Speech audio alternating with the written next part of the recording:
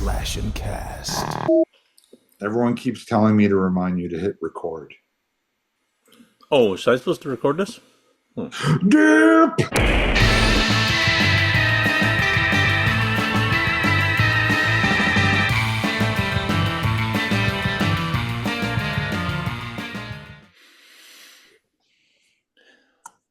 Hi!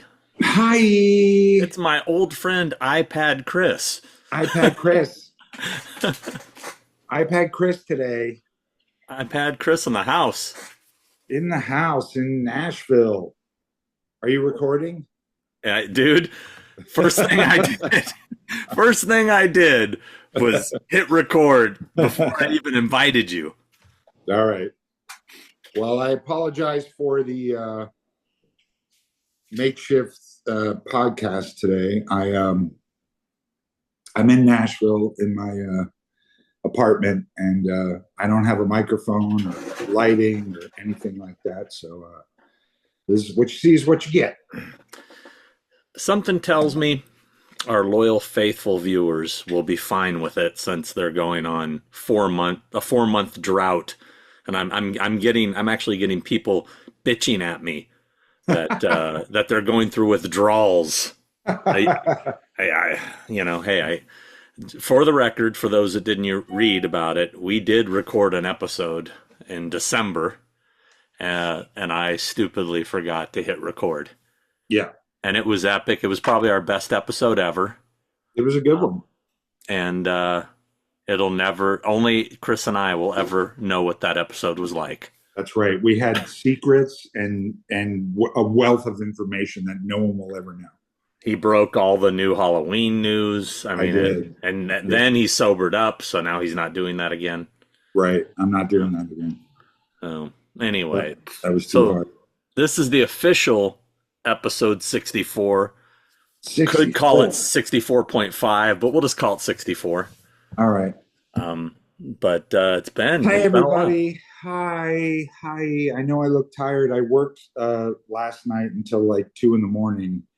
And then I didn't sleep because I came home and I was too wired up from being on set. And then I couldn't sleep. So I probably didn't get to sleep till 4. And then I was up at 9 and I was doing stuff today and had a meeting. And I'm tired and I look like shit. And I don't give a fuck. You guys can all suck it. Suck it. So can you talk about anything about that you're working on right now? Is it still top secret or can you talk about it at all? Well, it's a TV show. I think I talked about this already, didn't I? Yeah, but they won't know because there's going to be a few things we're going to talk about again. I'm working on a TV show called Scarpetta. It's for Amazon. It's with Nicole Kidman and Jamie Lee Curtis. Jamie Lee Curtis is the reason why I'm here, is because Jamie Lee really wanted me to do this show. She basically said to me, "You're doing the show." And I was like, well, okay then. And it just so happens that David Gordon Green is directing some of the episodes, which is really cool. So it's nice to have the family back together and working together. And it's like being at home. So it's been cool. I mean, we've had other directors that have been amazing, some amazing directors I won't get into, but it's been great. It's been a good show. I've been in Nashville since I landed here on October 21st, and I've been here since then. I came home briefly for Thanksgiving. I came home briefly for Christmas and New Year's, but then I came back here, and I've been here ever since. So I'm missing home, and I'm missing my girl and my cats and my friends, and but it's been good. And when do you get home? Well, I'm gonna come home on this Monday. I don't know when this airs, but I'm coming home this Monday for a couple weeks because I have nothing shooting, and then I'm going to come back, finish the last episode with David Gordon Green, which is episode 8. And so I have 2 weeks. So I come home for 2 weeks, then I'll come back for 2.5 weeks, wrap out and come home and be done with the show. So I'll be home mid-March. I'm actually going to be in your area on Monday. Oh, Not that I, I'm sure you're going to have a busy day traveling and everything, but I'll be at the Marriott doing private signings from like 9 a.m. to probably 6 p.m. So, hmm. Well, I fly on Monday and get in at, I don't know, 10 in the morning or something like that. By the time I get to the house, it'll be like 11 or 12. So and the last thing you're going to do is see me. You're going to be at home and not I see always want anybody. to see you, Sean. I always want to see you. I'm coming back around on Thursday for trivia, so maybe we can grab lunch. Yeah, that'd be cool. Yeah, so it's good here. It's going okay. I'm anxious to get done with the show and get home. It's hard, as I get older, it's harder and harder to be away for so long. Just gets harder for some reason. I don't know why. This clock's ticking. That's Clock's why. ticking, man. Yeah. Yeah. And I miss my friends, and I miss you, and I miss Stephanie, and I miss the cats, and I don't. I'm here by myself, so I mean, I've made a lot of good friends on this show. Um, there's an actor on this show who's amazing. I was a huge fan of his before I ever worked on the show. His name's Bobby Cannavale. Oh, And yeah, from wait, what do I know him from? Wasn't he he on was in Station Agent. He was in that show Vinyl. yeah, He's Boardwalk from Empire. Boardwalk Empire. He's great. He's great, and he's such a nice guy and so cool. And I've gotten to know him a bit. I got to know his son a bit, who's also on the show, and it's been really nice. It's been nice working with Jamie Lee again. She's so great, and I thank her for getting me on the show, and it's been cool, man. So, but I'm anxious to get home. So, Absolutely.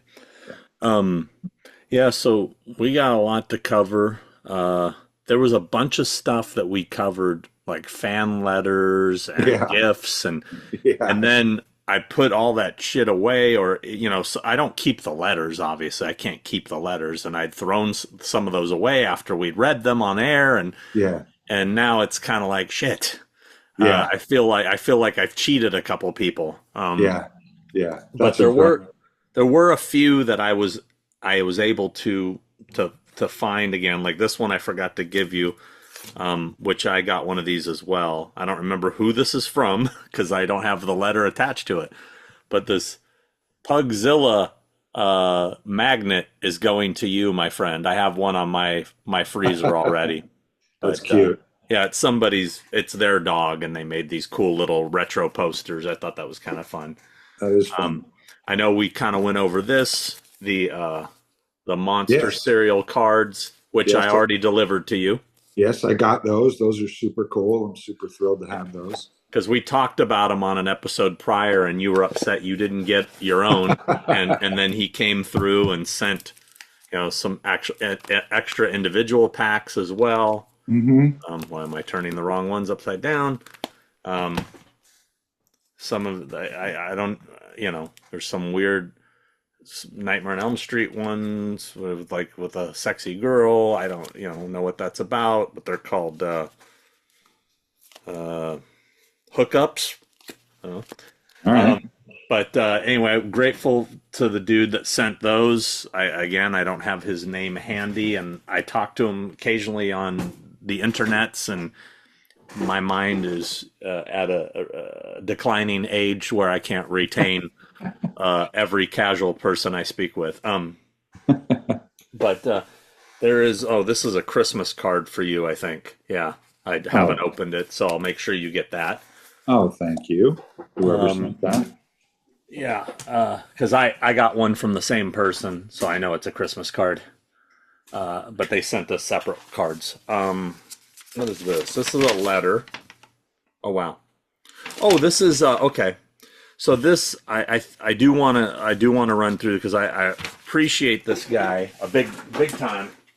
I think No, I you're showed I frozen showed this again. off last episode. The Myers doll that guy sent me. You're Yondo still. Toys. Yondu Toys. Did you Oh, did you? Yondu? Yeah, Yeah. you've seen his work, right? Oh, yeah. He's badass. Dude, did you see the Lydia he did from Exorcist Believer? Uh-uh. It's on his Instagram. It's amazing. Oh, no shit. Yeah. Oh, wow. I didn't Yeah. see that. I saw the other day, um, he did he did a Halloween Ends Myers, which he calls the Stink Man, uh, Good which is name. funny. And I loved it. And I was like, dude, how much for one of those? He's going to send me one of those. But Yeah, he sent me this OG. yeah, I mean, this thing's beautiful, man. I mean, yeah, it's really amazing. yeah, very cool. I gotta, that guy does really good work. And I want to see the Exorcist one. I got to look that up tonight. He did a Rowan, Corey. Yeah, I saw Yeah, that one. That's yeah. really cool. So he sent a letter. So I'm going to read this real quick. Information about the figure. The head sculpt was sculpted traditionally using clay. The portrait is modeled after the castle stretch. Paint and hair application takes about 8 hours. Sounds like a lot, but when done in a large batch, it's very quick considering. The body is made by a company named Worldbox. It's modified to fill out the coveralls. The coveralls were made by that guy, Connor, owner of Creepy Customs, at Creepy Customs, if you'd like to follow him. Diorama stand was made by me, Yondu. I hope you enjoy the figure. Tell Chris I say hello. So, Hello. so that was I was very grateful for that. Thank you so much. The thing's Yeah, beautiful. I plugged him on Instagram, but I wanted to make sure you got a shout out here on the show. that's really cool. Yeah, that guy does really cool work. Also, I wanted to plug the Muddy Bites. I gave you some of these. Oh, those are so good. They're so Yeah, good. the Girl Scout ones are gone, but these are the only two unopened packages I have left. And he I don't sent a think I have bunch. any. I don't think I have any left. I think I ate them all over the holidays. So what these are like, I'm on a diet right now, a pretty crazy strict diet, but I'll eat one of these just for the people. So what it is, it's kind of like if you get a drumstick, and you know how it's got like the chocolate in the bottom of the waffle cone. Yeah, That's kind of what it's like, and they're tasty. they're tasty, and they're like Girl Scout cookie flavored.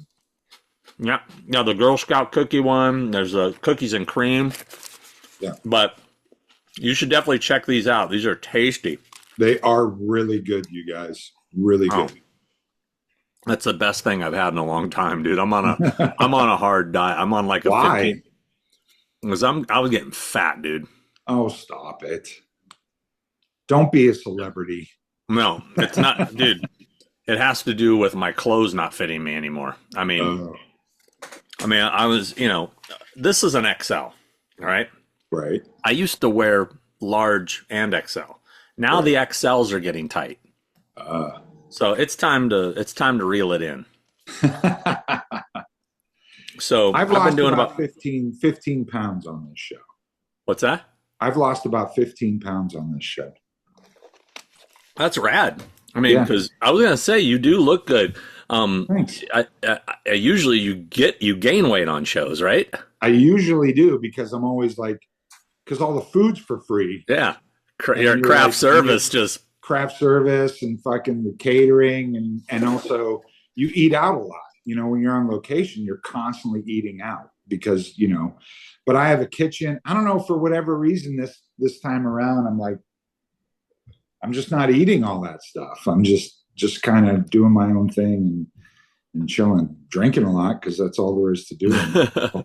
yeah. I just keep going to these bougie grocery stores and buying like prepared meals, or I am cooking a lot. But bacon salmon a lot, and like I kind of have like a breakfast routine every morning. I have a slice of bacon with 3 eggs and half an avocado, and I all mushed together in a bowl, and it's like a Right, protein bowl, right. and that's my breakfast. And it's the first week is the hardest, and Yeah. I've been on it a week. Okay. But I'm just starting to get where finally my stomach isn't growling like fucking crazy all the time. Right. Your stomach's shrinking. Yeah, because dude, anybody that knows me, I eat garbage. I mean, you know, I You eat mean, like a 12-year-old. yeah, and for whatever reason, I guess I have a really good metabolism that I don't look like a fat piece of shit because the way I eat, I should. Right. Um, but yeah, it was just time to get my shit together, and I want to look better. I want to feel better. Well, how you feel is the most important. Yeah, Looking better is all fine and well, and it's good, and it's vain, and it's all that shit. But it's about how you feel. yeah, It's all about how you feel, and also too at our age, yeah. it's all about how you feel. Like if I get up in the morning and I don't know. I got up this morning. I worked a 14-hour day yesterday, and Hmm. I woke up this morning and my whole body was hurting. I'm getting old, man. It fucking sucks. It does. It does. And, doing this band thing again that I've been doing, going into like a 3 hour rehearsal and you're Right. playing drums and a lot Yeah, of it's kind of challenging drum stuff that sure. I wrote when I was 23. You start to go, wow, I need to get in shape. Yeah. I mean, the next day I was like, oh, fuck.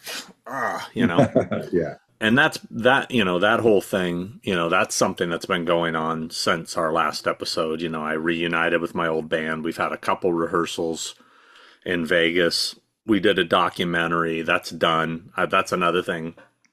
Reason I haven't put a ton of new content on the channel is I really locked down on getting that documentary done, and it's done.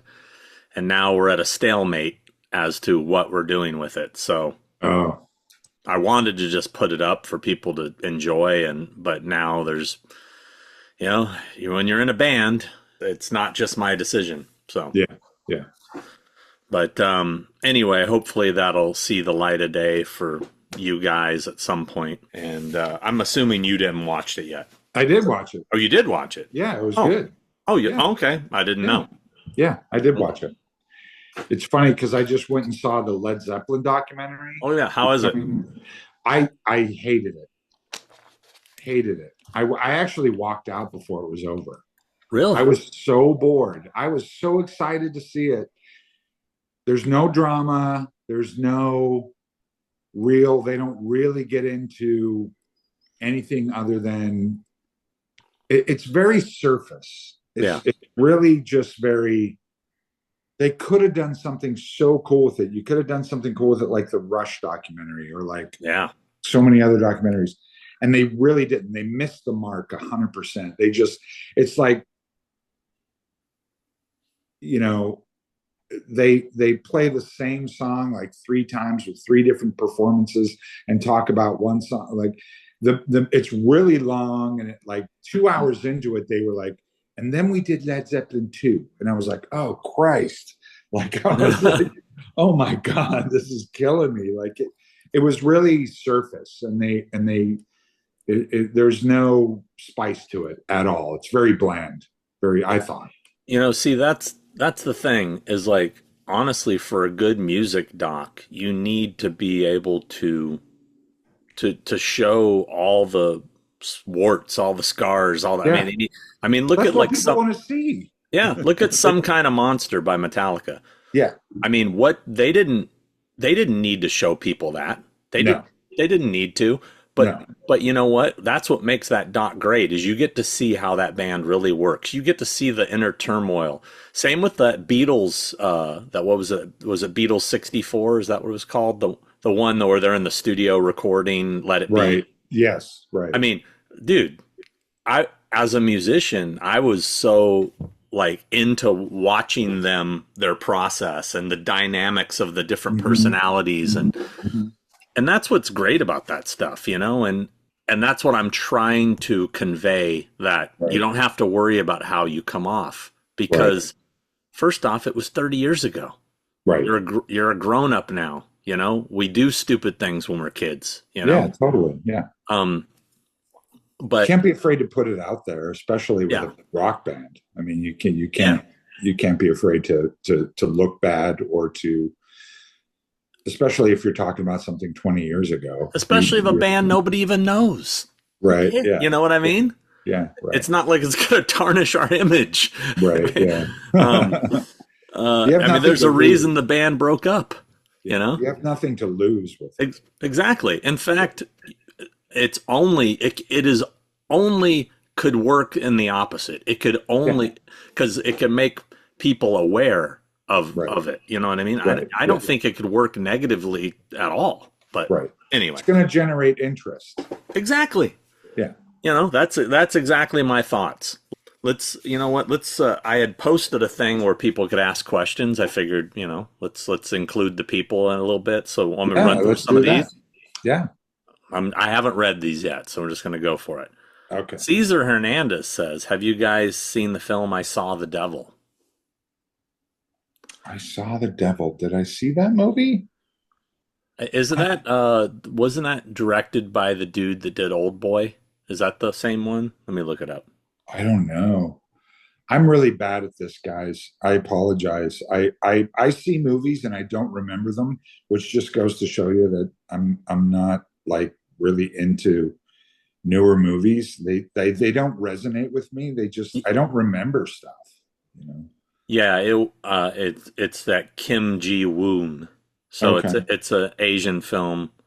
Um, I think he's the same dude that did. Isn't that the director that did Old Boy? Or my I or should know this. I should maybe. know Oh this. no, it's not. It's not the guy that did Old Boy. This is the guy that did Tale of Two Sisters, The Uninvited. Okay, well at least I knew it was an Asian film. Right. um, I don't know if I've seen this one. Um, I saw the devil. It sounds really familiar. Like I feel like I've seen it, yeah. and I don't remember it to save my life. I don't even remember what I had for breakfast yesterday. So, Okay, let's go for an easy one. Isaac Kane Moore wants to know what our top three Universal monsters are. oh Okay, God, that's that's easy easy. for me. Go ahead, you go first. I can name. I'll just go all five in a row. I'd go Creature from Black Lagoon, Frankenstein, Wolfman, Dracula, Mummy. Okay. You? Oh, I would say Frankenstein number one, Creature of the Black Lagoon number two.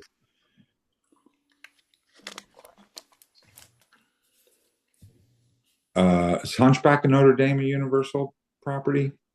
I guess it is. Yeah. I mean, yeah. I'd say Hunchback, then Wolfman, then Dracula. Yeah. Okay. Just don't like that. No love for the Mummy. No, I mean I love the mummy makeup. It's fucking Yeah. fantastic. It's amazing. But the movie itself is boring as balls. Yeah.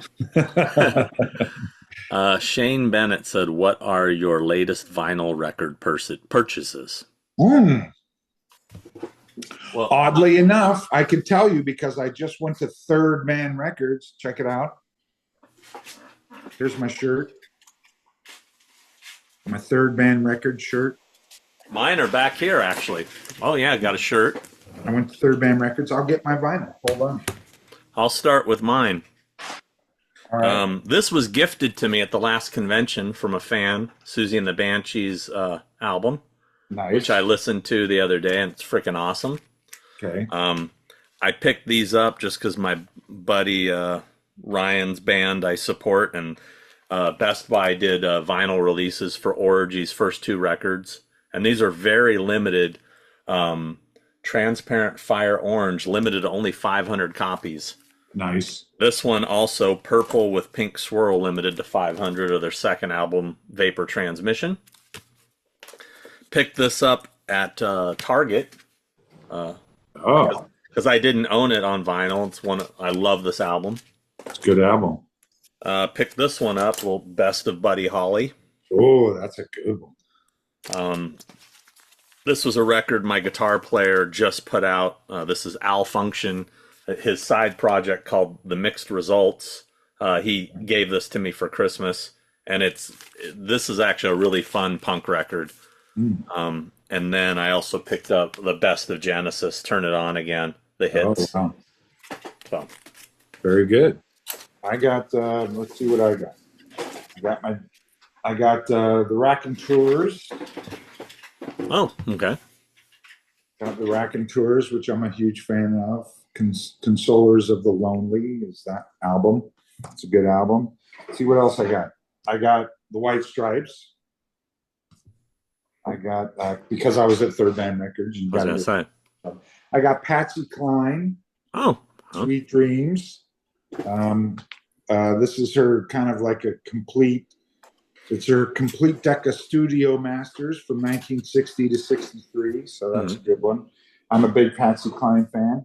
And I got the Stooges live at Goose Lake, August of 1970. So that's those are my latest vinyl. That actually remind me of another topic. I'm sure you've seen the news recently about David Johansen. I've been seeing blurbs about that. I don't know what the news is. What's the news? Well, basically, he's terminal and he's got stage 4 cancer, and Oh, geez. yeah. So there's like a GoFundMe, and they're selling like T-shirts and stuff like that to try to raise money to help his expenses. I bought a shirt actually. Wow. But yeah, it's fun. How old is he? Oh, he's got to be in his 70s, right? I mean, yeah, it's got to be.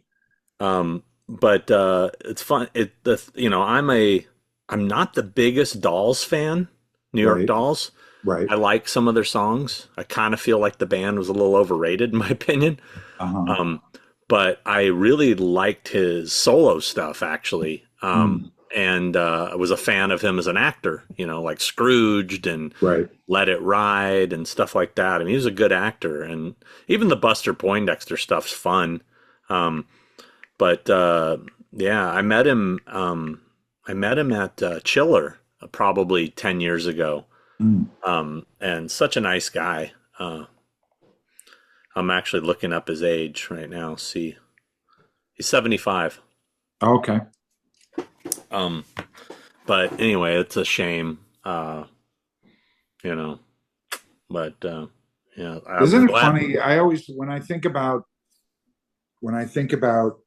artists who, I don't know why my head goes to David Bowie.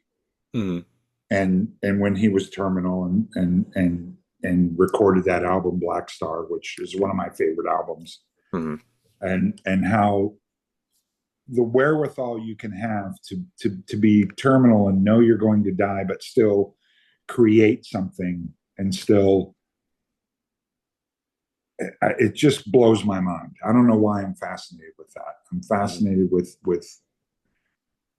with being in that position, and how do you handle that? What do you do? Like, do you just, I mean, knowing that you're going to, I mean, we're all going to die. Yeah. That's the dichotomy about it all, is like, we're all going to die. We all know we're all terminal. Yeah. We're all terminal. But I'm just, I don't know, for whatever, psychologically, I'm fascinated by how you handle that. Like, what do you do? Like, I don't know. You just run around telling everybody you love them every day and stuff like that. I don't know, man. I mean, it's not to get heavy. Sorry, I didn't mean to get heavy. But. No, I'm with you. I mean, it's just like, I think I talked about this on the episode that didn't happen, that I had a friend. The lost episode. The lost episode. There was a girl I was friends with that I worked with years ago, and like last year she got cancer and was terminal, and she died, and then her husband got cancer and was dead within 12 months of her, and he just passed a few months ago. And it just blows my mind, man. And it just I mean, I feel like I just bumped into the two of them at a concert not that long ago, and they're both gone. They're both gone, you know, and they have kids, and their names were Brian and Mary, and it's just insane. And then, another thing I've been dealing with, and I don't want to get deep into it because I'll start getting really emotional and everything. But as you know, my friend Mick, he passed away very recently. Total tragedy, just like 50 years old. I've known the guy over 30 years. You couldn't meet a nicer person. Right. And I tell you, I mean, a huge horror fan. Huge horror fan. I mean, and Vinegar Syndrome and Synapse and all you guys just lost a huge customer because that dude bought everything. He had the biggest DVD and Blu-ray collection of anybody I knew. I mean, he was an avid, like, had to have everything. And biggest Mike Patton fan on the planet, too. I mean, everything Mike Patton did, that dude was locked in. But anyway, I dedicate this episode to him. Yeah, I mean, right, the whole story around what happened is insane, and I don't want to get into it now because it's still being looked into. Let me just say that, and hopefully we'll have answers. But it's just what a shock, man. I mean, it was a shock and it wasn't. It's like he had issues, alcohol problems, but the circumstances that it's way beyond that. So anyway, it's fucking tragedy. It's all I got to say. But let's switch gears. Let me go back to the questions. I can't believe I got through that without crying. I welled up for a second. That's all right. But we're here to be real, man. We're here to be real. But nobody wants to see a 54-year-old man crying. That's not true. That's not true. People love that shit. That is true. Let's see. Bill Hewitt. Hey guys, love the show. Question for Sean. Apart from the chopping board that you later got JLC to sign, what's your favorite relic you've ever taken from a filming location? Mine being a chunk of the Ghostbusters firehouse. Looked like a car had hit the back of the building, and there it was. And Chris, with having to stay in hotels for many months at time on location when working on films, have you ever been put in a haunted one and asked to be moved? Keep up the great work, fellas. I would have to say no. I've never been in a haunted hotel where I had to be asked to where I asked to be moved. But you've probably asked to be moved for other reasons, right? For princess reasons. Because I'm a hotel snob. Okay. As far as favorite relic I've taken from a location, other than that cutting board, because that's the big one, I guess it would be, I took a bunch of stuff from Danvers, where they shot Session 9. That hallway that he runs down that has all those suits that you see and the lights are going out. It looked like suits. So, but when you were there, it was actually a giant sheet of plastic that just has arms. So I guess it's like they put it up and you can put your arms through it to do stuff. Right. But it looks like suits. So I ripped one of those arms off and I took that. That was kind of cool. Let's see. Tony Greco, you forgot to record. Okay, no, he's just making a comment. A lot of people just saying glad you're back. Clint Stroke wants to know, do my clients get less money if they leave the show early? Well, yeah. Well, I don't know exactly what you mean. I mean, if you have a guarantee, you technically aren't supposed to leave the show early because you're supposed to stay there the full time. So then I would think most promoters would want to prorate that guarantee, if you're going to cut out early. And yes, you'd make less money if you're not there to make money. So clearly, yes. Sean, watching your latest collection video, which is great, by the way, just wondering, do you have an inventory of all the items in your collection? It must be massive. Glad to see you guys back. I do not have an inventory, but it's something that I've been telling myself I need to do. That would be a massive undertaking. Yeah, I told myself if I could get myself trained to do one item a day Right. and just catalog one item a day. Right. Over time, you know. Yeah. Yeah. I don't know. I would hire someone to do that. I don't trust people. This Ben Hennick says, my question is, did Chris ghost Sean's calls because he forgot to press record? No, he wasn't happy. Not. He was not happy. I wasn't that upset. It was. You know what? Here's the thing about that. Sean and I don't talk very often. When we do, it's always nice. We're both busy people.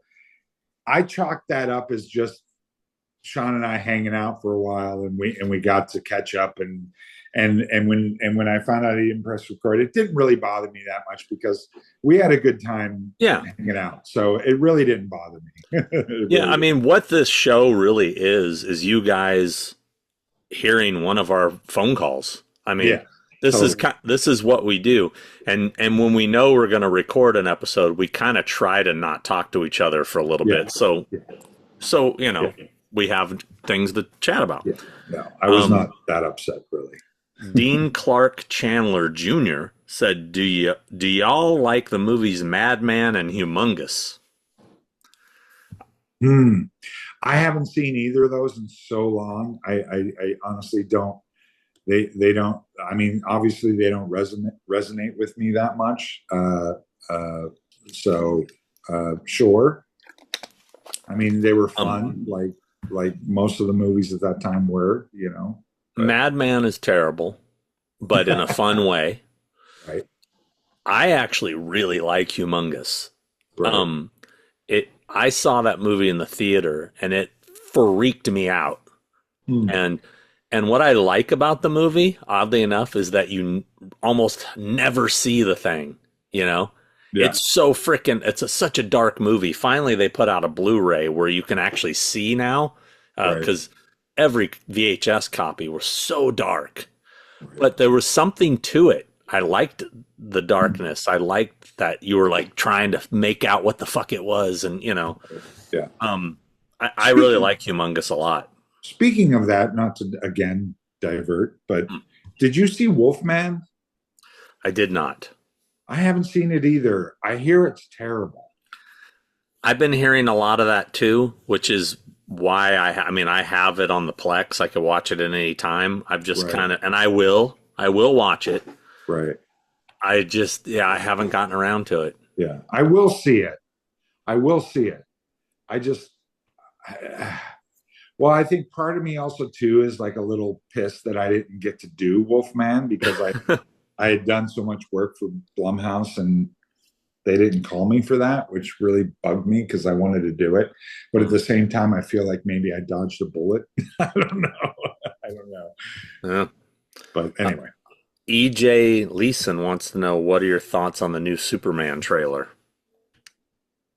I don't know. It looks like another Superman movie to me. I don't know. Yeah. It's okay. I don't know. I didn't think it looked bad. I didn't think it looked amazing. Me neither. I was like, okay, Superman. Yeah. Nothing's ever going to beat the 78 Superman. Nothing's ever going to beat that. Yeah. I hate to be so close-minded about it, and I'm not trying to be. Will I see it? Absolutely. I probably will see it. But will it? I saw the original. I saw 78 Superman every day for an entire summer because it was $1 at that time, and I remember going every afternoon and watching the Christopher Reeve Superman, and I love that movie. I think for all its faults or whatever you want to say about it, it is the epitome of what Superman should be. He's not a whiny bitch about how he has to save everybody. He's not forlorn and he's not upset about how people don't understand it. Like, he was super fucking man.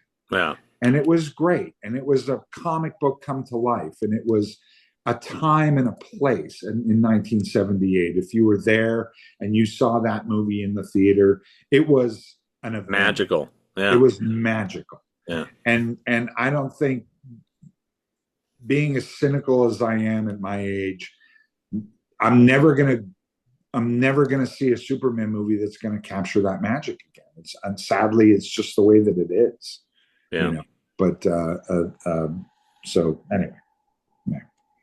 Um, yeah, the first two Superman movies I think are just perfect. They are. I They are. love part one and two. Yeah. Those are great. Let's see. Matthew Clark said, "Do you agree that Clark is the best surname in history?" Yes. Do you agree that Black Waters of Echoes Pond is the best horror film of 2009? No. Who would you love to book for conventions that you've not had the opportunity to yet? Kurt Russell. Um, Andrew, is it Riker said, "What would you say is the best horror film of 2024?" I don't even know. I don't. I don't know. I don't know what came out last year. I don't even know. Like, there's nothing that's popping to mind, so I'm gonna say nothing. Yeah. I know we're supposed to be sitting here talking about horror films. Uh, I just find them really as much of a resurgence as they've had, which is crazy. Like horror's had a huge resurgence, Mm.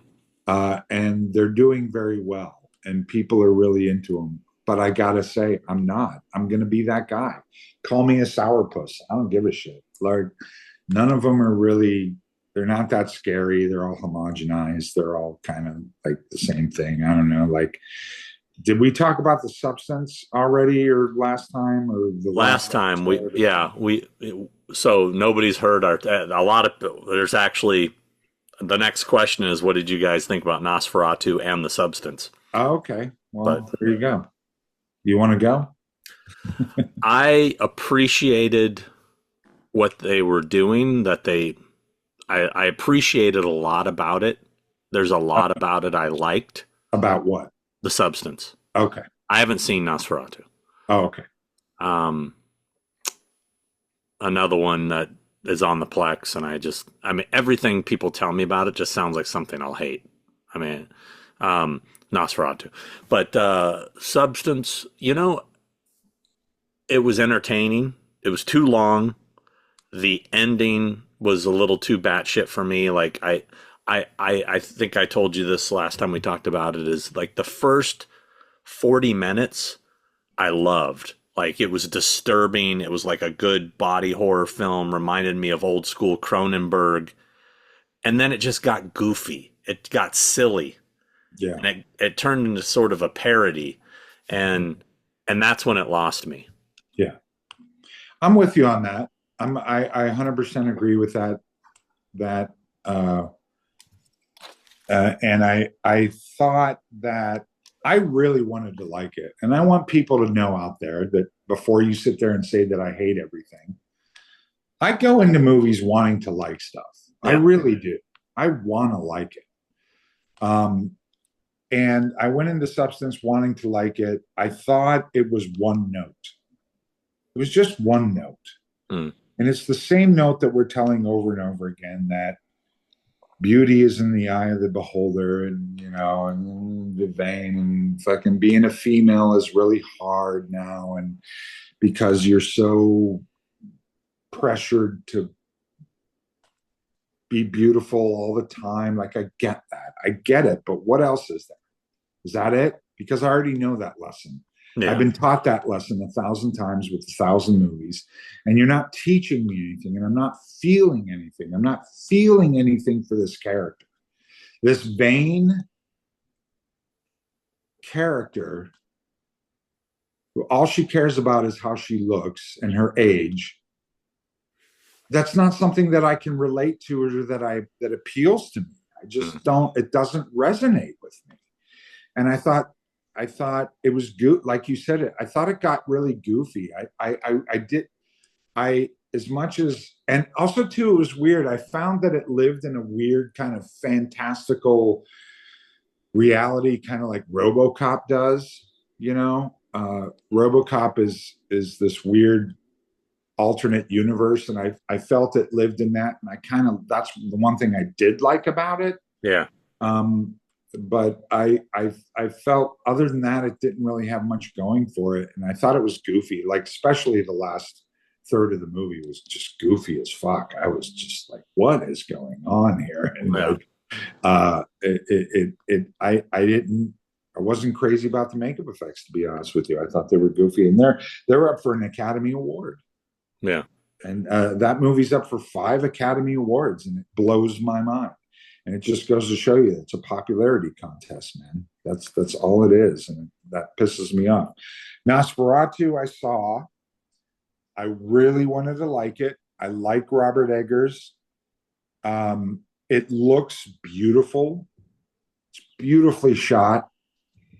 Costumes are beautiful. Lighting's beautiful. The art direction's beautiful. It's a beautiful looking film, but it's not anything. It didn't teach me anything about Nosferatu. The story was told 1,000 times. It was over dramatic. It was overacted. It was melodramatic. It was. I went and saw it with Norman Cabrera actually, and we really wanted to like it. Like we were so excited for it. We just walked out so terribly disappointed. I just thought it was arrogant. It was pretentious, I thought. And I shouldn't say that because would I work for Robert Eggers in a fucking second?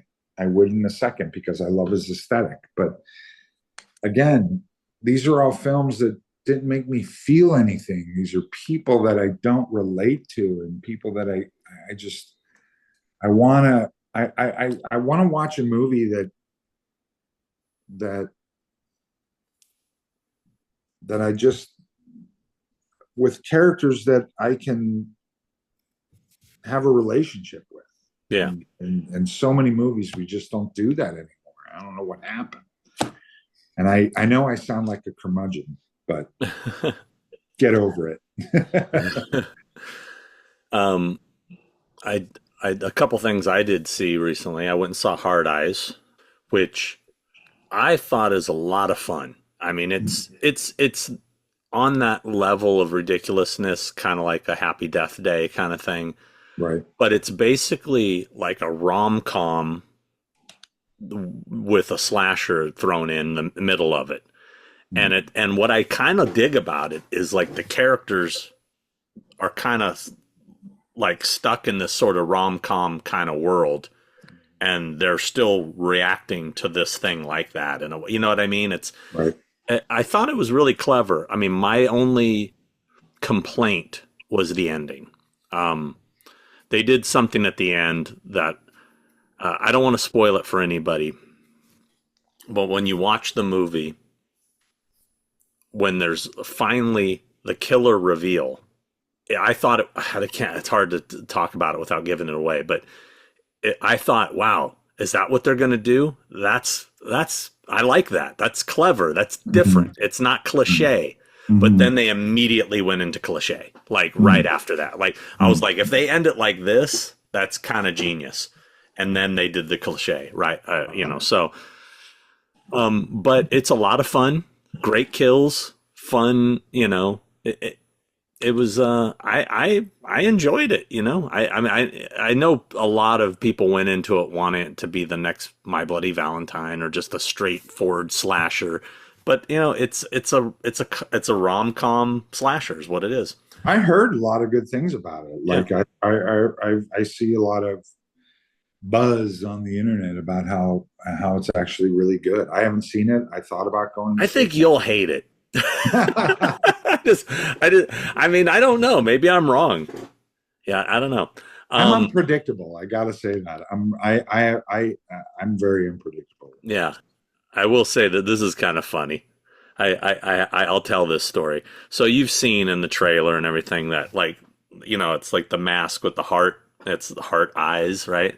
Sure. There's one scene where they light up, right? Mm-hmm. And it's like a kind of Silence of the Lambs, like night vision thing, right? Right. But it was funny. I was talking to Tony Gardner about it, who made the mask.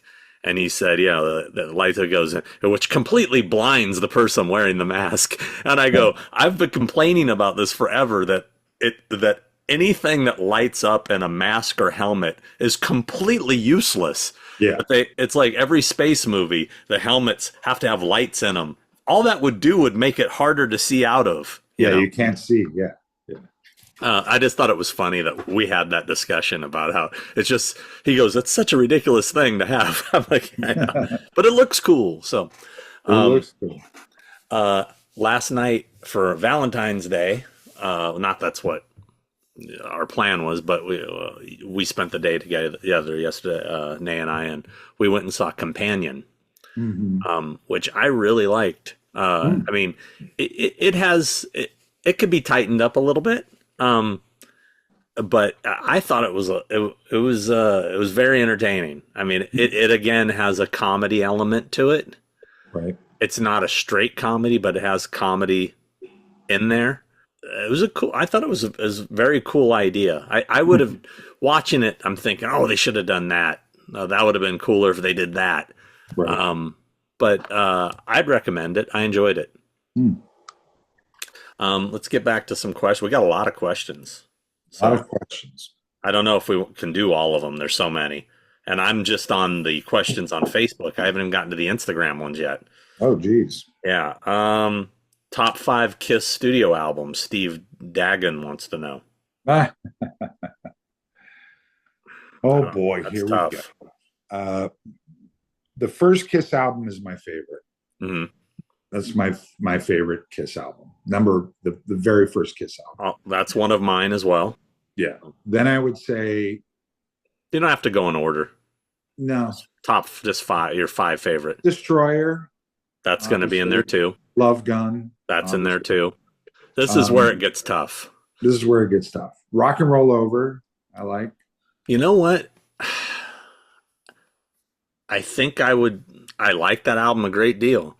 Yeah. But I think I would go Hotter Than Hell, and I know people are gonna hate me with Dynasty because I like Dynasty. I like Dynasty a lot, and it's I like it too. You know, and that's the first concert I went to. Or is it over there? You know, so I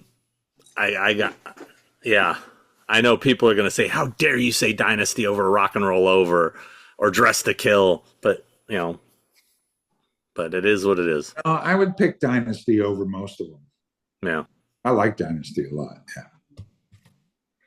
What else? So what would your 5th one be? If you put Dynasty in there, you got Rock and Roll Over, you got Dynasty, you got the first album, you got Love Gun. What's your 5th? I don't know. I guess Dress to Kill. Oh, really? Okay. Yeah, sure. Yeah. I gotta pass through a bunch of these because there's just too many. I got hey Sean, this is Ryan Armstrong. Hey Sean and Chris, I wanted to say how much I love the podcast. My older brother Gary introduced me to your videos 2 or 3 years back, and we'd watched the podcast together. Unfortunately, he passed away last April. Sorry about that.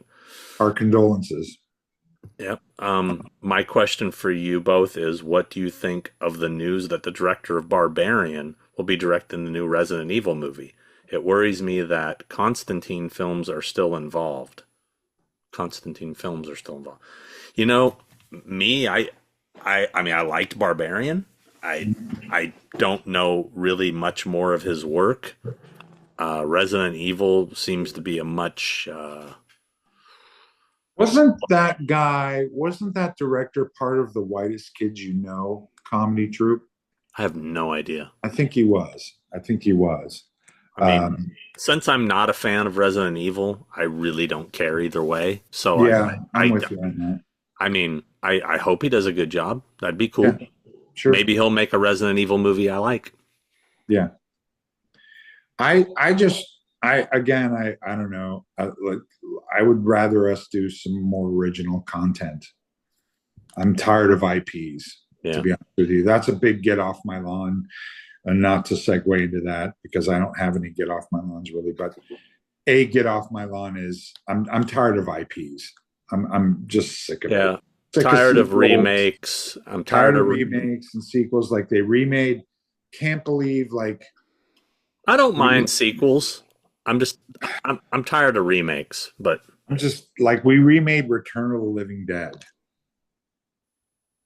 Why would you remake that movie? It's a perfect movie. Why the fuck would you even touch that? Like, I don't get it. We remade Toxic Avenger that's coming out too. Like, and that's a perfect movie. but honestly, it is what it is. It lives in that world, and you know, I don't know. I'm sick of IPs. I'm just sick of them. Let's just do some original shit, man. Um, Rodrigo Lamba wants to know: did either of us ever meet Anthony Perkins, and how was the experience? I Never never had, met. Yeah, never never met had. him. Um, Amanda Tanowitz said, "Can you discuss Heretic?" That's a movie I haven't seen, but I do want to see. I saw Heretic. What'd you think? I thought it was the first three-quarters of it's really good. Actually, I was impressed. It's good. Then it kind of gets off the rails towards the end. I thought they kind of copped out, but as a recent horror film, it's one of the better ones, absolutely. And Hugh Grant's fantastic in it. He's Yeah. really good. Yeah, he's really good. Somebody's asking who drew that poster I posted. A fan sent me that. It's pretty funny. It is funny. If you look at the little details, not just our heads, but Yeah, like they yeah, added Nick Castle, yeah, Michael yeah, Myers getting punched. yeah. It's really funny. Although your head looks really weird, It looks really weird. And like everybody, Colonel if you're gonna Sanders. do fan art, stop putting glasses on me, for crying out loud. I don't wear my glasses all the time. I only wear them to see close up. Stop putting glasses on me, for fucking You sake. just fucked yourself. Now they're just gonna make giant Glasses. George Romero George glasses. Romero glasses, yeah. Uh, I can't remember who sent me that. It's been a long time. Um, That was a good one. Spence Cox said, Sean, what was the most intense gig you ever played with one of your bands? And Chris, for someone with limited space, how should I go about storing hydrocal molds for masks? Mm. Get a fucking storage unit. Yeah. I don't know. I don't know. Someone Uh, with limited space, get a storage unit. yeah. What was the most intense gig you ever played? I mean, it depends on what you mean by intense. I mean, there's one that we talk about in the documentary where the band got into a full on brawl after the concert, and we got banned from the club, and I That guess sounds that was intense. I guess that was intense. Yeah, That sounds intense. Yeah. and I come to find out years later, I punched Ozzy's manager, and now we work together. Oh That's boy. a funny story. That is a good story. You told me that story. That's a good one. Question for Sean and Chris: if you had pursued careers in music instead of what you do now, what band would you wish to have been a part of, and why? I guess I'd just say the band I tried to do that my documentary's about. What band do I wish I would have been a part of? Yeah, I guess if you could have been in a band, what band would you have liked to have been in? I guess if I had to think of it that way, not talking about my own band. Yeah. Uh, I was in a band. I was in a few bands. yeah, Um, I guess they want to know what famous band would we have liked to have been in. uh, Fucking Queens of the Stone Age, baby, or Caius. Maybe something like Faith No More or something. I don't know. Uh, uh, I think, I think, I don't know. I think about, maybe I would have wanted Ben and Corn or something. But would I still want to be playing that stuff at this age? I don't know. Who knows? Let's see. Uh, some repeat questions here. Um, I would like to be in a band that does 80s soundtrack type stuff would be fun. like all that synth, John Carpenter-y fucking. That would be fun to do. I thought of actually setting up a room in my house to just like do 80s movie soundtrack synth stuff. I think would be super fun to play with. Um, Yoda177 said, I'm a huge fan of Danny Elfman, as I know you are and Chris are. Would you ever be able to get him as a guest on the show? Of course, we would love to, but I highly doubt it. I doubt it. Neither of us know him. Danny K. Dank said, first of all, welcome back. What band / artist would you like to see perform at the Sphere in Las Vegas? I would say Roger Waters or David Gilmour would be amazing. Any Pink Floyd kind of thing there would be amazing. Yeah. Or what would be more amazing? Roger Waters and David Gilmour together, which will probably never happen. How cool would it be to see David Bowie at the Sphere? Or even, or even Danny Elfman at the Sphere. Danny Elfman would be amazing. Yeah. That's a good one. Yeah, I'd say Danny Elfman. I'd like to see John Carpenter at the Sphere. Yeah. That'd be badass. What horror movies are you looking forward to the most this year? And will you be at the last Black Sabbath show in Birmingham? So there was something I just saw a preview for that looked good. Oh God, I can't remember now. But there was something I was like, oh, that looks like a lot of fun. Yeah. I love that this show is just becoming I can't remember. That's my get off my lawn for this episode. Why can't I remember anymore? Why can't I remember anything anymore? I love that. That's like the running theme with all of it is like I don't remember. Actually, the monkey. I'm looking forward to seeing. Oh yeah, I want to see that. Yeah, I want to see the monkey. Yeah, and our friend Rowan is in it.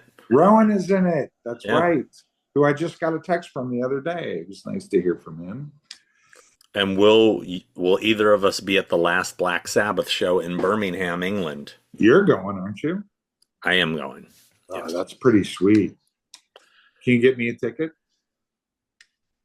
I doubt that was a joke question. Yeah, well, let me put it this way. I'm going there to work, and I have to buy my ticket. Okay. I'm not, since it's a charity show, they're not giving anyone tickets. Right. But I did have the luxury of having tickets held for me by the Osbournes. Right. So I didn't have to deal with the pre-sale. Right. Somebody, J14V said, how do you determine celebrity pricing for a convention? I mean, it's obviously something that I don't just make up numbers. It's got to be, it's a collaborative thing between myself and the guest. Yeah, I just don't put them at a table and say, "Oh, this is what you're charging," I mean, I obviously make suggestions. Sometimes they listen to me, sometimes they don't. My suggestions, for the record, are usually lower than what they may want. The more affordable you are, the more stuff you'll sell. Hence, the more fun you'll have. And would you rather be busy and have a good time, or sit at an empty table? I mean, that's kind of the way I look at it. And if you price yourself out, you're going to not have a good time. I miss doing conventions. I wish I had more of a demand to do conventions. Well, you have some coming up this year. I do? Yeah. Which ones? We talked about it. I don't know, but I forget. Well, I can't say it on here because if they're not announced, I can't copy that. Yeah, but we've talked about them. I'll fill you in later. Okay.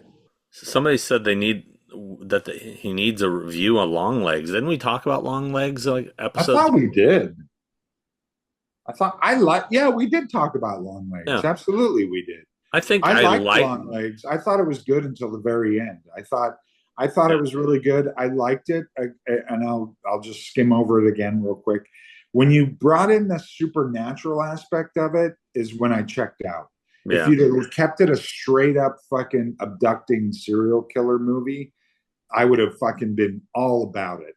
But you introduce this weird supernatural sphere soul keeping doll thing, and that I checked out. I checked Yeah. out. I enjoyed it, but had issues with it. Yeah, I enjoyed Include, it. yeah. Yeah. I wish, I wish they either had cast someone else in that part or Mhm. had never told us it was Nick Cage. Right. It was because as soon as I knew it was him, all I could do was I'm just looking for Nick Cage the whole time, you know? Right. I thought that movie would have been really fucking badass if it was an unknown actor in that role. Yeah. Absolutely. Um, Kiss My Airs 81 wants to know our favorite bands of all time. That's easy. We've gone over this 1,000 times. Well, Favorite Kiss, bands of all time? yeah. Okay, go ahead. Kiss, The Descendants, Rush, Queen, Motley Crue, early Motley Crue, uh, um, Pink Floyd. Those are some of mine. Kiss, The Who, Van Halen, David Bowie. David Bowie, The Clash, uh, MC5. I love Really? love the MC5. Oh, Oingo Boingo. Yeah, I mean, I could go on. That's Yeah, it. there's some, I could sit here and name fucking 50 more. See, any Malfunction concerts and when's the doc coming out? Uh, no news on either. I mean, hopefully yes to both. I will obviously keep you guys posted. Someone said a long segment of "Get Off My Lawns, Please." Uh, we haven't even really. I have a few that that's the problem is I keep them my notes right, and Right. as I say them, I delete them, and Uh, so I lost a bunch from the last uh, episode. uh, Terry's F-150. Hi, Sean. I thought Blackwater's of Echoes Pond, available on Blu-ray and Amazon, was pretty good. Would yourself and Christopher be interested in producing a movie? I think it would be awesome. Take care. Well, I'm glad you liked it. I know some people did. I don't think it's that good. But I mean, it's not. It has. I mean, for a first time film, sure, it's way better than most. But I mean, I mean, Chris and I have talked about like our ideas for doing a movie, or so. I would love to make a movie with Chris. I think we could do something badass. yeah, But it's just a matter of yeah, it's a lot of work, man. It's a lot of work. it's a lot of time, a lot of effort, a lot of work. Yeah, and it seems like unless you get fucking lightning in a bottle, it's Yeah. not worth the effort, man. It's Yeah. at the end of the day, Well, you it's also something that you really have to put a lot of time into, and you have to just go for it. You can't be worried about what people are going to think or what people are going to feel or what money or this or that. You just have to fucking go for it. And Sean and I are both very busy people, and so honestly, in order to make a film that's worth anything, I feel like you have to devote a tremendous amount of time and effort into, and something. Time is a luxury that neither of us really have a lot of. So, and it's getting less every day. getting less every day. But that being said, I'm going to segue into another something else. I sold a script. Really Sold a script to Rough House. nice. David Gordon Green and Danny McBride's company, Rough House, who have produced many films and TV shows and Righteous Gemstones and Vice Principals and all this. I sold a script, and it's not horror; it's a romantic comedy that I wrote. And I sold it, and I signed the papers a couple weeks ago. We signed, and I'm super excited about it. That's awesome, man. Congrats. Yeah, thank you. So I'm super jazzed about that, and we're already starting to talk to people and getting people attached and things like that. So I'm excited. That's awesome. It's gonna be fun. So somebody asked what kind of camera I use for Horrors All Grounds. There you go. Will Robert England do Texas Frightmare this year? I have no idea. Um, I don't work with him, so I wouldn't know. Let's see. Oh, somebody said if I had ever tried to locate the four-barrel shotgun from Phantasm 2 for my collection. I don't know who has that, but I would love to own that. That would be badass. Chris, did you have anything to do with the opening credit scenes in the Halloween trilogies with the pumpkins? Um, I did not, other than Halloween Ends, actually. That was my suggestion of having different pumpkins open up and other pumpkins coming out. Very, because I wanted it to have a Halloween 2 kind of vibe to it. I suggested doing the opening pumpkins to different pumpkins, and then there was going to be a candle at the very end that blows out, signifying the end of this trilogy. But that was the only movie that I had any suggestions about the opening pumpkin sequence. The other two I didn't. So no. Cody, let's see, that was from Cody Polston. Let's see. Get Funky Monkey wants to know if you had the say so, what would you guys do to bring more productions back to Hollywood? And what is your opinion on the current state? And is there a future for Hollywood? That's deep. That is deep. I've seen Hollywood change a lot in the 35 years I've been doing this. I don't honestly have much hope for it, sadly. What's going to bring it back are tax incentives. It's all about money. Yeah. It's all about money. It's all about tax incentives. Unfortunately, movies are being made by people that don't really like movies. Yeah. They're being made by people that are all about the numbers. And movies are made based on money. That's it. That's all there is to it. Yeah. And the sooner you know that, the more that you'll watch a movie and realize why movies are made the way they're made. It's all about tax incentives. Would I love to see movies come back to California? Absolutely. As tragic as the fires have been, and we haven't really talked about that. Yeah. As tragic as that is, I'm hoping that maybe out of that, the government and will try to do something to bring the economy back to Los Angeles.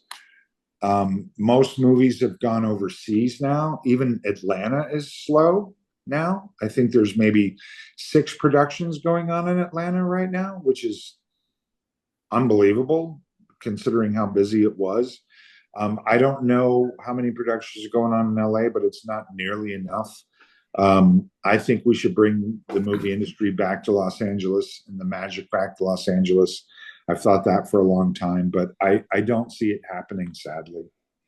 No, they're really pushing to like Donnie or not Mark Wahlberg is building part of building some giant studio in Vegas or something outside of Vegas. Yeah, that's been going on for a long time. So is Netflix, so is Amazon. Everyone's building a studio in Las Vegas now, and none of those are definite yet. From what I understand, it's all based on, again, tax incentives and will they pass it, and will they, I mean, I think it comes up, I think it's this month, February of this year. I think it's this month that all that stuff is either getting ratified or not. The big decision comes within the next month or so of whether the tax incentives are going to show themselves to be building in Vegas. Albuquerque was another town that I've been told that, Netflix is building a $14 billion studio in Albuquerque. I hear all this shit all the time. Like it's some city somewhere other than Los Angeles. But I don't know, man. That's a deep question, and I would like to see it come back to LA because I love LA. I don't want to have to move away, but I might have to, I don't know. I could work from anywhere technically, Yeah. but Could Chris talk about any of the alternate endings they shot for Halloween Ends? I sure. remember a lot of scenes in the marketing of Michael stalking Laurie in the trailer. And was there any truth to an ending of Michael and Laurie fighting at the radio tower while Corey falls off the balcony, but he's the only one to live? No, there Hmm. was no truth to that whatsoever. No, that never happened. We never shot that. Was that ever an idea? No, not I never read that in the script ever. Okay. Um, That's uh, some fan fiction right there. that's some fan fiction. As far as alternate endings, 2018 had an alternate ending, which we all know, I think. Yeah, they're talking about ends. They don't And, oh, ends. ends Halloween only. ends. Yeah. Well, the other ending was that Michael Myers got cremated. Yeah. Uh, we made a body that got put in a real cremation oven, and we burned it and filmed it. Uh, uh, and I like that ending better personally. I thought it was really cool. Um, I'm trying to think. I'm trying to think. No, that was really the only alternate ending for ends. Um, Sorry to disappoint you. it's all right. Boo Dancing 84 said, "Can Chris please talk about working on my favorite movie, Unbreakable? And Mm. for you, how much room? Oh, for me, how much room do you have left to add into your collection?" Running out. Go ahead and talk about Unbreakable. Unbreakable was fun. I was super excited to work on Unbreakable. I was a big fan of The Sixth Sense, and I was super excited about Unbreakable. I was working for KMB Effects Group at the time, and was asked to do the show for them, and that was fun. I flew back and forth to Philadelphia probably about 5 times because we had built we had built there's a I think it's on the DVD when Sam Jackson's character is a little boy Mm-hmm. and he goes on a carnival ride. He sneaks onto a carnival ride without his mother knowing, and he breaks his arm. And we did this puppet arm that's all broken because he's Mr. Glass, and so we did a puppeteering of this arm, and we made like various parts of his body that were broken uh, that never made it into the final film. But I think it's in the special features. I think. But I was excited to work on Unbreakable. I thought it was really cool. I think it's one of the better comic book movies ever made, actually. It's neat. Origin story. I wasn't crazy about the other two, Split, and what was the final one? I can't Oh, remember. I know what you're talking about. You know what I'm talking I liked about. Anyway, Split. I liked Split, kind of, yeah. but But I like Unbreakable. I think it's a good film. I think it's underrated. And I think if you're a comic book fan and you're into comic book lore, you would really enjoy that film. But I really was very proud to work on that film, and it's one of my proudest credits, to be honest with you. So yeah, that's all I got. um, well, somebody asked what we thought about the new Return of the Living Dead movie coming out. Well, kind of already talked about that. Um, I liked the trailer, the little teaser that they did with Tarman dragging the Christmas tree through the snow in the graveyard. I thought that was kind of fun and cool, but oh, yeah, do I have hope for it? I really don't, yeah. because that again, that's a movie that was a moment in time that captured a vibe and a atmosphere and the comedy of it and the fun of it, and it was just so fun, and people don't have fun anymore. Yeah. I don't know. I don't know much about the filmmakers who made it or what it's all about, but I think Tony Gardner did all the stuff for it, didn't he? I think the new one. He did that Tarman stuff, yeah. Yeah. So Um, this will be the last one okay. from the Multi Collector. Hey, it's Michael. I hope Chris liked his shirt And would there be any way to get him for this year's Scarefest weekend, please? And another question regarding your latest video. Do you know if there was just the one Tramer mask in Halloween 2, or do they have another to burn? If there was one out there somewhere, it'd be pretty rad to see it in your collection someday. I don't know anything about the Tramer mask. I don't know if there was more than one. I don't know if the one you see on screen is the one that burned. I really don't know. To my knowledge, no, there's never been one to surface, so maybe they did burn it. Who knows? But I don't know what shirt you're talking about. I don't either. I don't know which, huh? I get shirts, so I don't know which shirt. Yeah, maybe he gave me one to give you, and I've given you many shirts, so I don't know. You have. Unfortunately, Chris will not be at Scarefest this weekend because he is actually booked for another show that weekend. So I can't say what it is, but everybody smart enough could probably figure it out. But also did get some stuff sent to me from Dead with My Friends. I think it's a podcast. I don't know. Yeah, Dead with My Friends podcast. Okay. They sent some stickers and they sent shirts.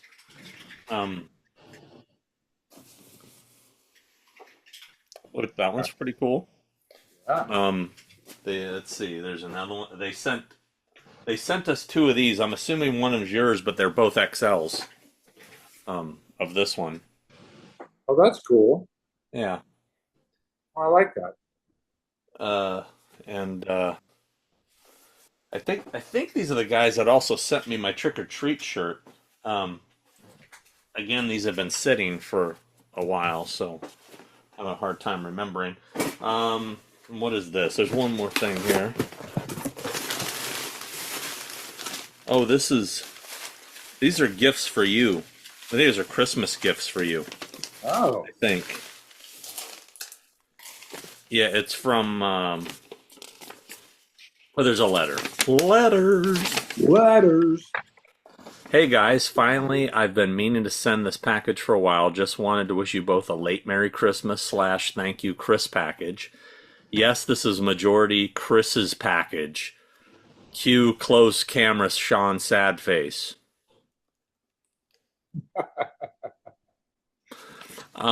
Don't worry, Sean, I have included something for you, LOL. The reason behind the thank you is because I was the one who won the Myers bust from Chris. I got to see you both at Steel City and finally got to meet him.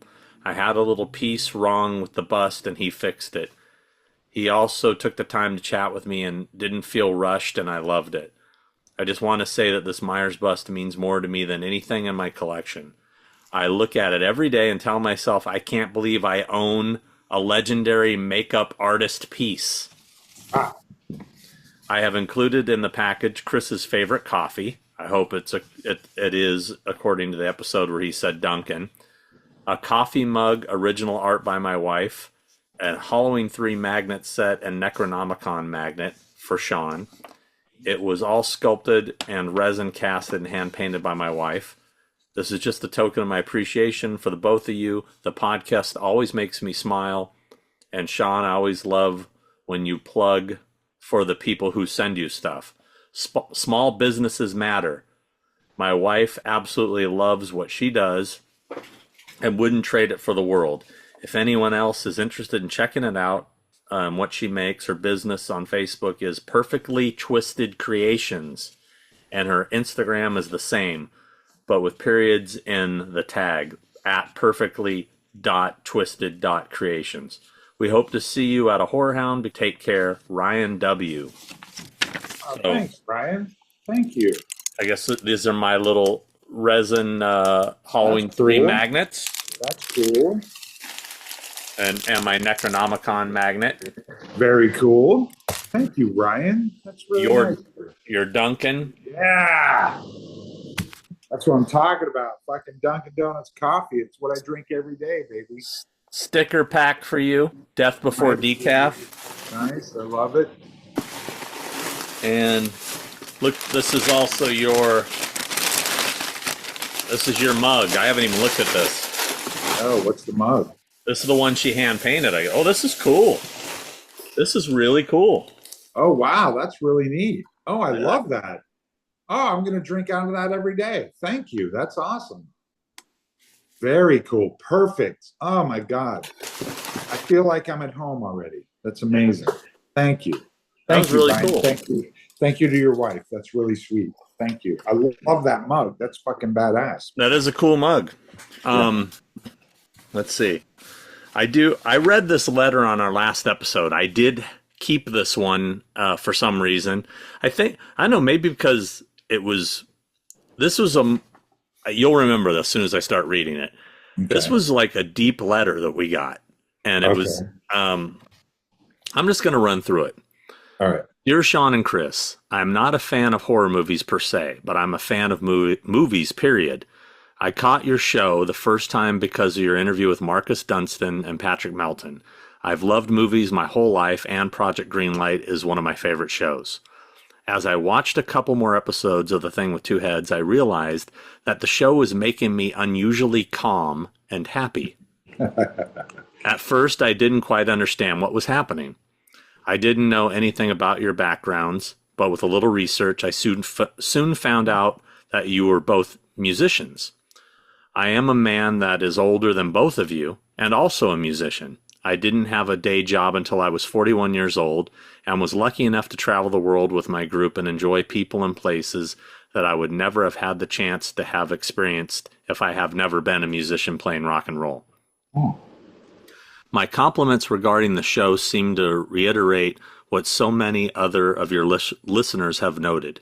Your observance of the woke world we now live in and how it affects your day-to-day lives. I find myself talking back to my monitor as you give your get off my lawn items of the day. Feels as though you're talking right to me sometimes with the things you say. With that said, kill Billy, kill. No, I'm just kidding. Don't kill. Feels as though you're talking right to me sometimes with the things you say. You make such a great team.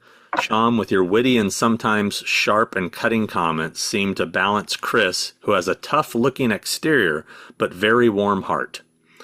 Chris is always so concerned with everyone, especially the listeners. That's what's so amazing about him. On one hand, he'll almost bring me to tears, and then a few minutes later say I hate people. Sean, I looked up some of your bands, and you're a badass drummer. Really, really great. I didn't hear Chris play bass or guitar, but I know you're good just by your taste in music. As I said in the beginning of this long dissertation, Dissertation. I'm sorry, the Alexa thing was going off in the other room. I gotta say it quiet or it'll start talking. I was listening to it as a dissertation. As I said in the beginning of this long dissertation, your show brings calmness and happiness to me. In today's crazy world, that's an amazing accomplishment. Peace and love to you both. Billy Cizernitz? Cernits? Cizernitz? I remember we looked this guy up, and he played with somebody pretty well known. I'm going to look it up again, as that was a couple months ago. It's a really nice letter.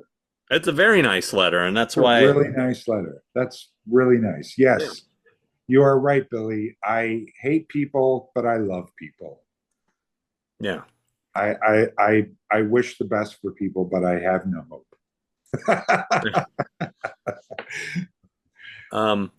It looks like Billy played with Mitch Ryder's band. Oh wow, that's amazing. Yeah. So I'll take that compliment from him. I mean that's a good compliment, saying that he thinks I'm a really good drummer. Thank you. That is a great compliment. Yeah, that's amazing. Thank you, Billy. That's you know, we do this show, and I'm always wondering why the fuck anyone would want to listen to us sit here and talk about nothing, which is what we do most of the time. Mm-hmm. It's a show about nothing. Why do they care? I'm sorry. And I think I don't know. At the same time, it's like, I don't know, man. We're all trying to get through it. You know what I mean? We're all trying to get through it. Yeah.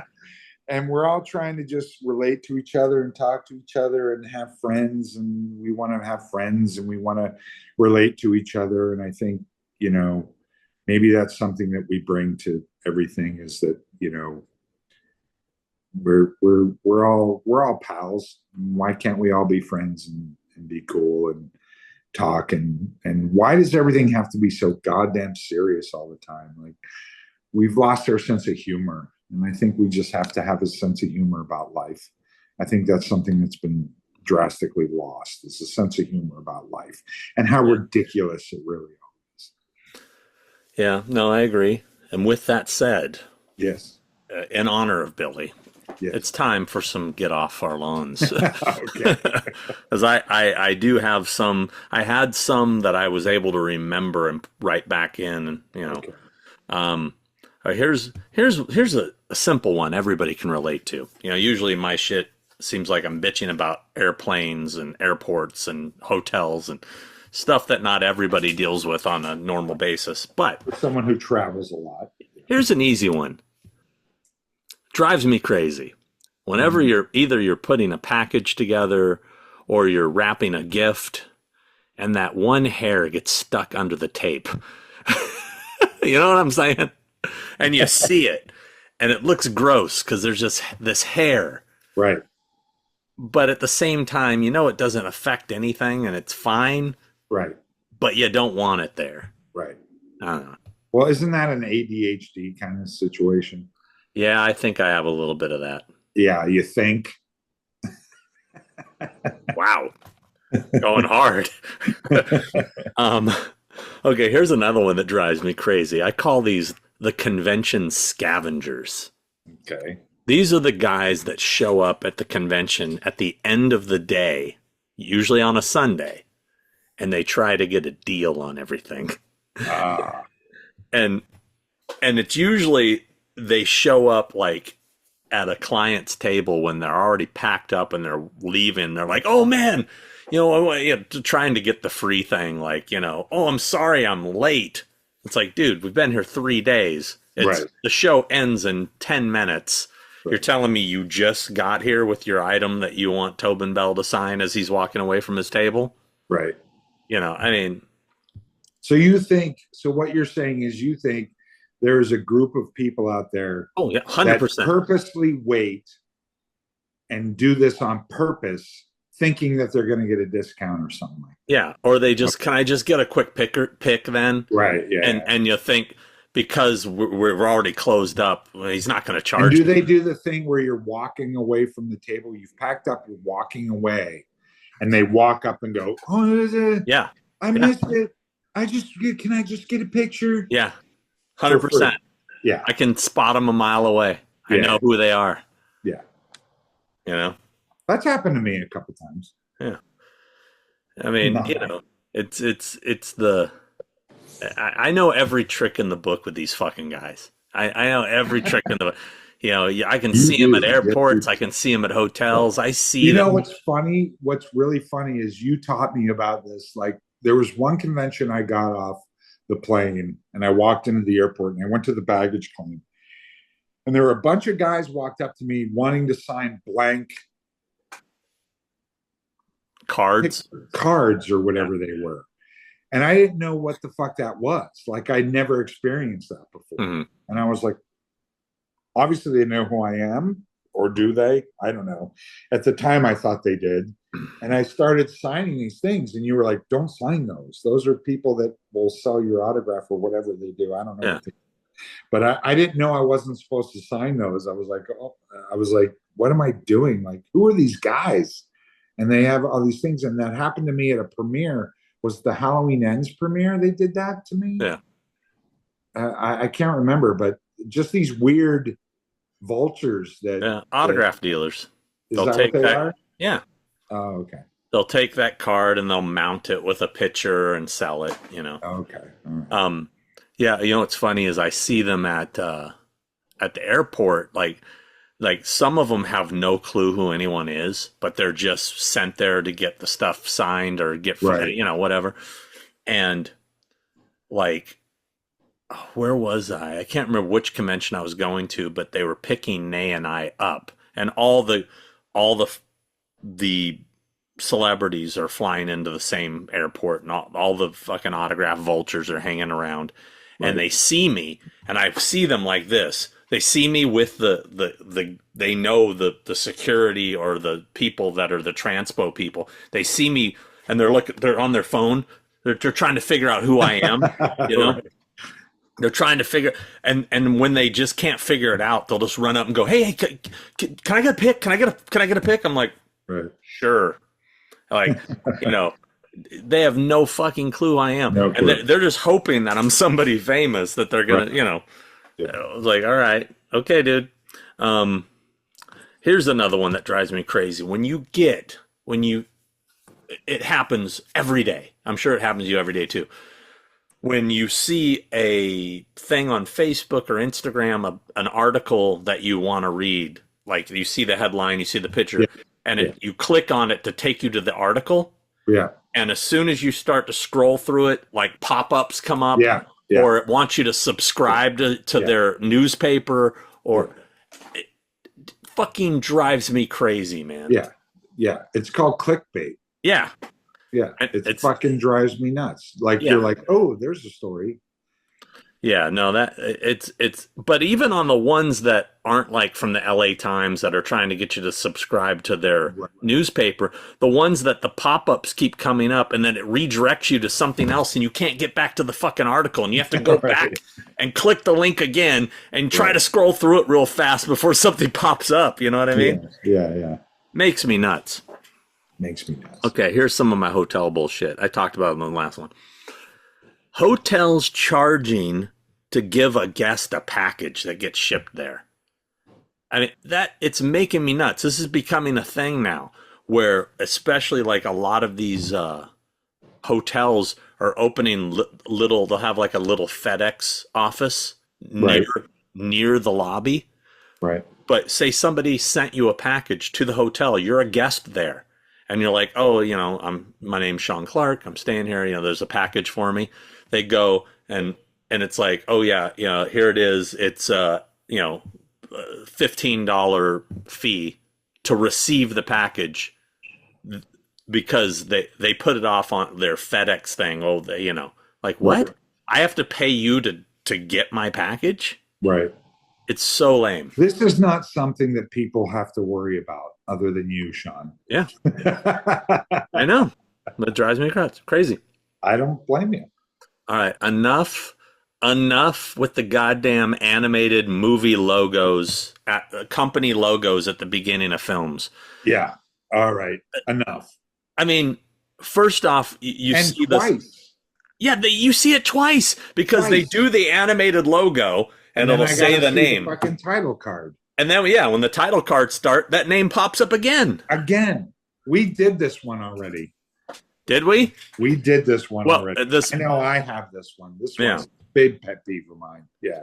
it's just, I mean, I feel like I'm sitting through 10 minutes of company logos. Easily.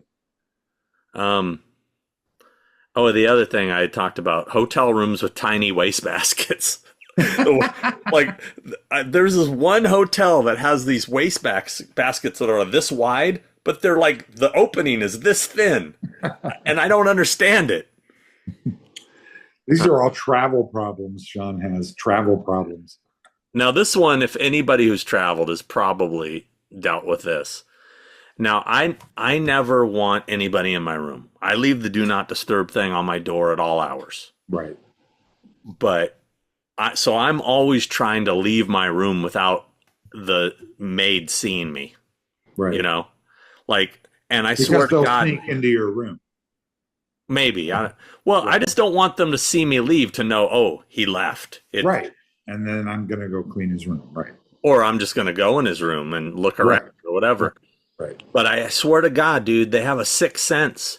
You come out of your hotel room, I don't care how fucking quiet you are, you'll see a head pop out of a room. Checking out? Yeah. Checking out? You know? Yeah. It's fucking brutal. I have that here at this place. I get my apartment cleaned once a week on Uh-huh. Friday, and usually on by Fridays I have a late call, so I'm not going to work until fucking 11 o'clock, 12 o'clock. But they come here at 9:30. I tell them I'm not leaving for another 2 hours, and I go out to have coffee, and they rush into my room and start cleaning my room, and I'm like, not. I haven't even showered yet. I'm like, Yeah. God damn it. These are all travel problems that nobody else has other than you and me. And this, dude, and I mean, the fucking maids are so loud. Every even if you have the do not disturb on your door, Yeah. next door, Yeah. housekeeping, Yeah.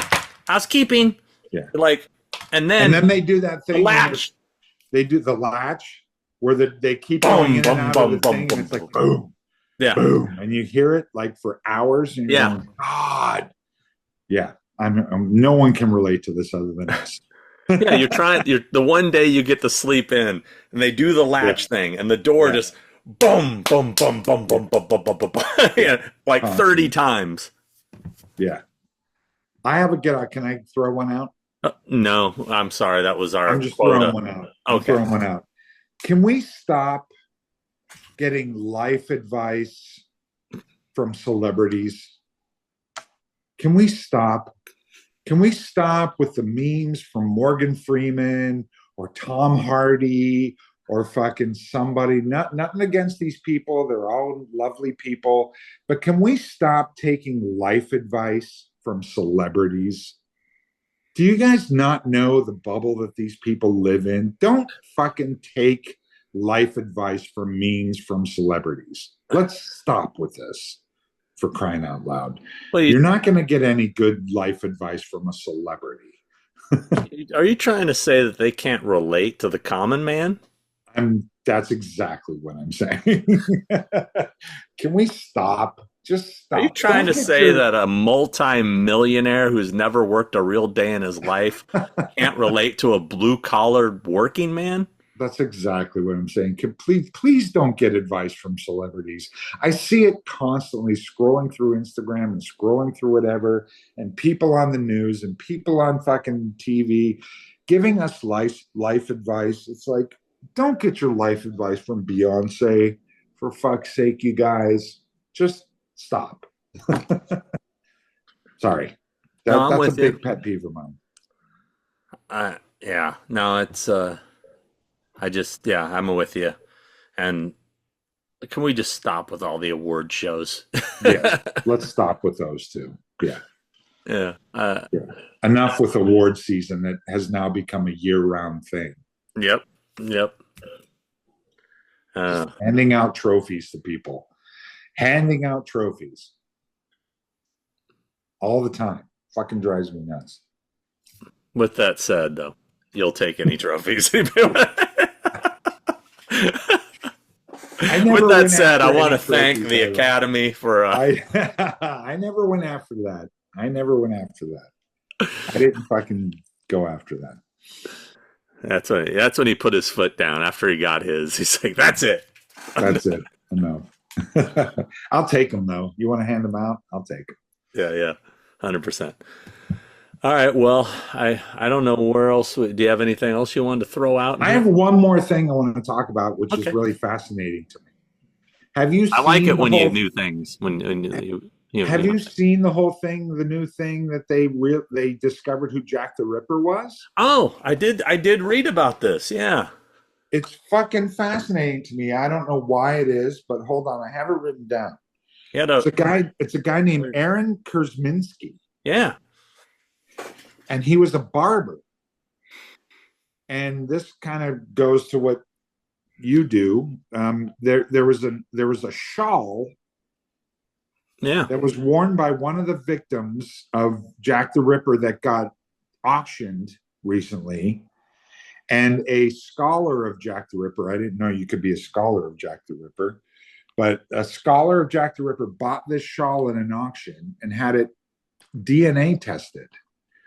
And this guy's DNA showed up on the shawl, who was a suspect to the police, but they didn't have enough evidence to fucking get this guy. But this guy named Aaron Kurzminski, who was a barber, it was Jack the Ripper. Isn't that fascinating? Yeah, it's crazy. That's pretty crazy. You know, I didn't want to talk about this because until I have results, but I have a similar thing going on. Okay. So, you know, as I'm a collector, like this person who got the shawl, I have many Halloween artifacts, and I have some that have Michael Myers' blood on them. I am in the process of finding out, is Laurie Strode really his sister or not? So I will have these results soon for the people to. Are you getting DNA testing? Yeah, I mean, to be fair, I'm using one of the stumps from Kills, I believe it was, or no, from 2018. Has blood on it still, so I'm going to find out. I think David Gordon Green was wrong, and I want to put this to rest. Copy that. So gotcha. I will keep you guys all abreast of that situation. Abreast of that situation. So there you go. Yeah. All right. Did we do it? I think we did it. I think it's still recording, I think. But it was fun just catching up with you. Indeed. Looking forward to seeing you. Maybe we'll grab lunch on Thursday. I'm going to try to bang this out as quick as possible because I know that there's, hopefully people like Billy are still with us. You know, they didn't go through withdrawals and, started to, do bad things because we weren't there to calm them.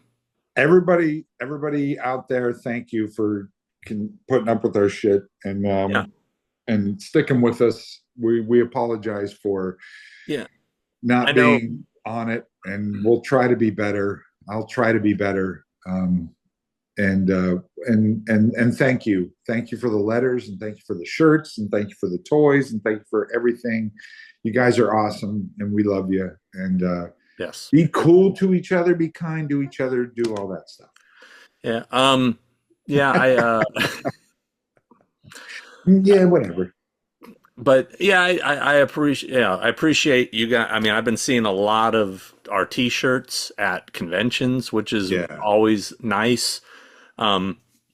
It's funny, Chris and I started this just for fun, and we want to keep it fun.